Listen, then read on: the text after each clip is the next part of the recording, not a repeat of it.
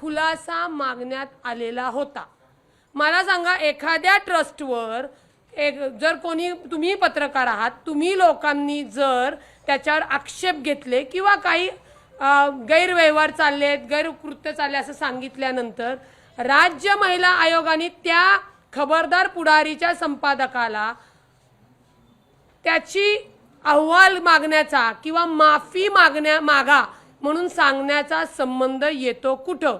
उलट राज्य महिला आयोगाने ती तक्रार आल्यानंतर तातडीने त्याच संस्थेवर गुन्हा दाखल करायला पाहिजे होता, कारवाई लावायला पाहिजे होती, चौकशी लावायला पाहिजे होती, परंतु ते करण्यात आलं नाही।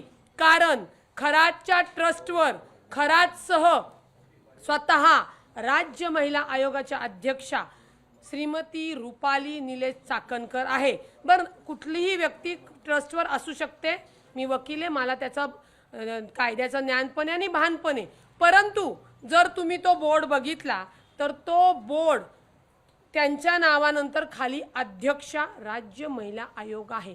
याचाच अर्थ त्या नराधमांनी ज्या महिलांना शोषण केलेले, त्रास दिलेले आहेत, तुमच्या माहितीसाठी की 58 क्लिप्स आहेत, 58 म्हणजे 58 महिला त्याला बळी पडलेल्या आहेत।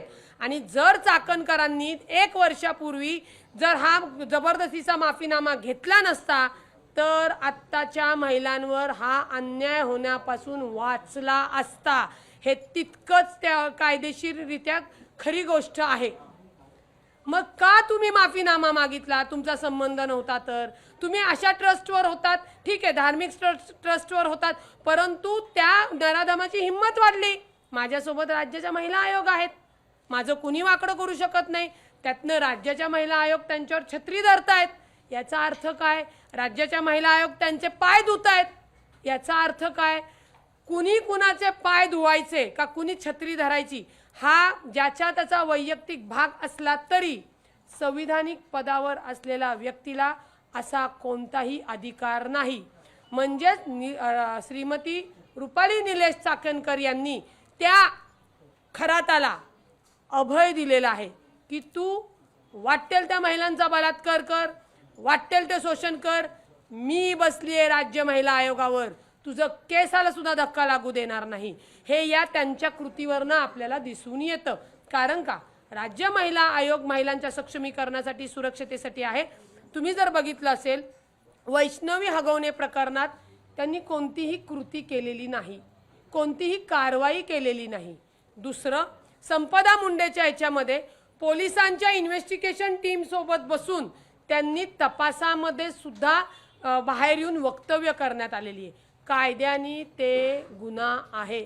इन्व्हेस्टिगेशन जर पोलिसांचं व्यवस्थित व्हायला पाहिजे असेल, कायदेशीर पद्धतीने व्हायला पाहिजे असेल तर रुपाली चाकणकरनी तातडीने नैतिकतेची जबाबदारी स्वीकारून तातडीने पायउतार होणं गरजेचं आहे।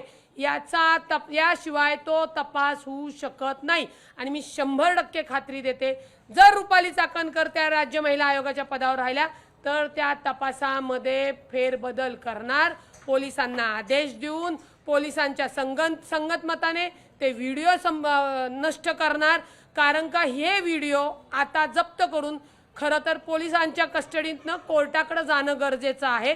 त्याच्यात कोण कोण सेलिब्रिटी गेलं आम्हाला त्याच्यावर अडचण नाही, पण कोणत्या सेलिब्रिटीवर सुद्धा हा अन्याय झालेला आहे हेही समोर आलं पाहिजे। ज्या महिलेने तक्रार केली तिचं खरं कौतुक केलं पाहिजे की राज्य महिला आयोग त्या नराधमाच्या सोबत असून सुद्धा तिने बलात्काराचा गुन्हा दाखल केला। आणि काल जो आपण व्हिडिओ बघितला खराताचा,